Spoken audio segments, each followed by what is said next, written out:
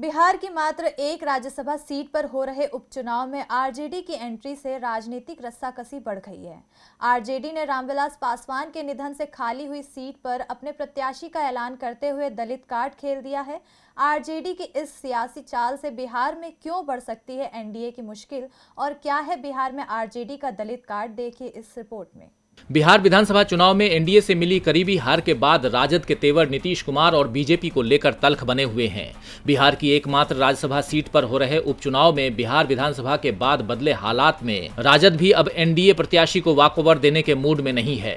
लोजपा नेता और केंद्रीय मंत्री रामविलास पासवान के निधन के बाद बदले सियासी हालात में हुए विधानसभा चुनाव में एक सीट जीत सकी लोजपा बीजेपी से राज्यसभा सीट पर हो रहे उपचुनाव में अपनी दावेदारी को लेकर मोलभाव करने की स्थिति में नहीं है।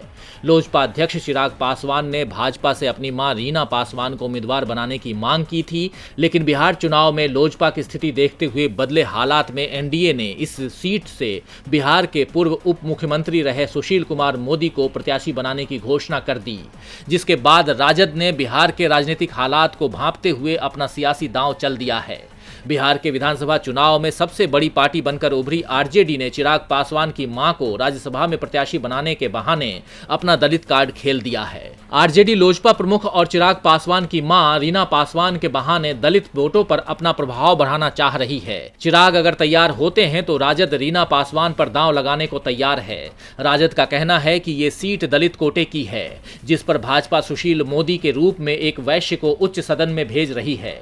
हालांकि लोजपा ने राजद के इस ऑफर पर चुप्पी साध रखी है, लेकिन लोजपा सुप्रीमो चिराग पासवान ने पार्टी के स्थापना दिवस के मौके पर बिना नाम लिए बीजेपी और जेडीयू पर निशाना साधा था, जिसके बाद बिहार की राजनीति में यह कयास लगाया जाने लगा कि चिराग पासवान एनडीए से अलग हो जाएंगे।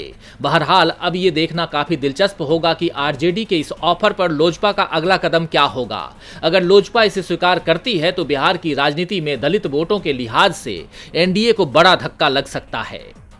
डीबी लाइव की रिपोर्ट।